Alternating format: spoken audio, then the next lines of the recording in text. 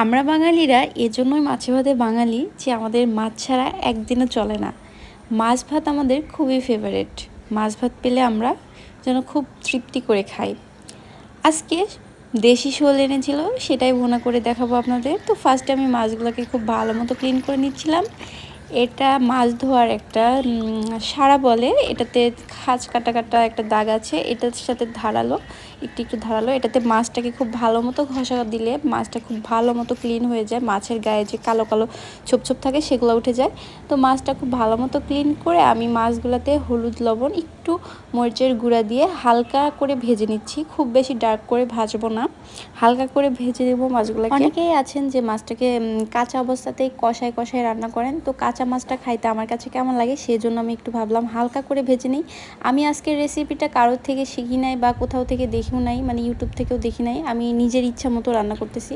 তো প্রথমে আমি কড়াইতে তেল দিয়ে দিই এবং কিছু পেঁয়াজ কুচি দিই। পেঁয়াজ কুচিগুলোকে খুব ভালো মতো ভাজতেছি, খুব বেশি করে ভাজবো না।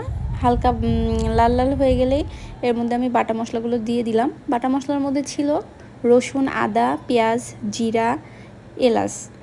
আর দুটো এলাচ আমি গোটা গোটা দিয়েছি এবং তেজপাতা দিয়েছি। এর মধ্যে দিয়ে দিলাম হলুদের গুঁড়া, মরিচের গুঁড়া, লবণ ও হ্যাঁ, কাঁচামরিচ বাটা দিয়েছিলাম। আমি তরকারিতে বেশিরভাগ কাঁচামরিচ বাটা খাই, কারণ বাবু আছে, বাবুর কথা চিন্তা করে আমাকে ঝালটা একটু কম খেতে হয়। তো শুকনো মরিচের গুঁড়াটা আমি অল্প পরিমাণে দেই, যেহেতু কাঁচামরিচটা অনেকটা বেটে দিয়েছি আর কাঁচামরিচটা তো অনেকটা ঝাল আছে সেজন্য।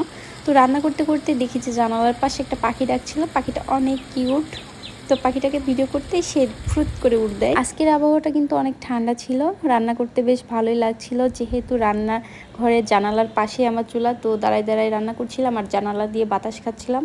তো কথা বলতে বলতে মশলাটা কষানো হয়ে গেছে। বেশ কিছুক্ষণ মশলাটা খুব ভালো মতো কষিয়ে নিতে হবে। এরপরে আমি মাছগুলোকে দিয়ে নিলাম এবং খুব আলতোভাবে হালকা হালকা করে আবারও একটু মাছগুলোকে মশলার সাথে কষিয়ে নিব। আমার মায়ের হাতের এই শোল মাছ ভুনাটা কিন্তু অনেক মজা, তবে মার মতো করে আমি রান্না করতে পারি না। আমি আজকে সম্পূর্ণই আমি নিজের মতো করে রান্না করতেছি। আমি জানি না কেউ এভাবে রান্না করে কিনা।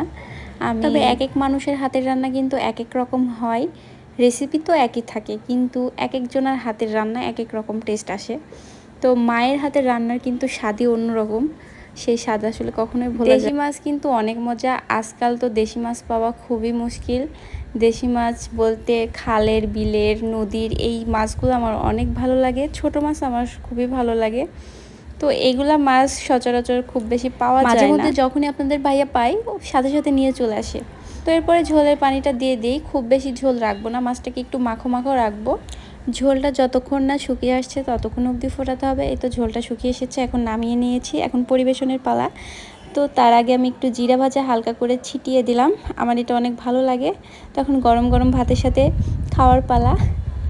আসলে অনেক মজা হয়েছে, নিজে রান্না করেছি বলে প্রশংসা করছি না, অনেক মজা হয়েছে।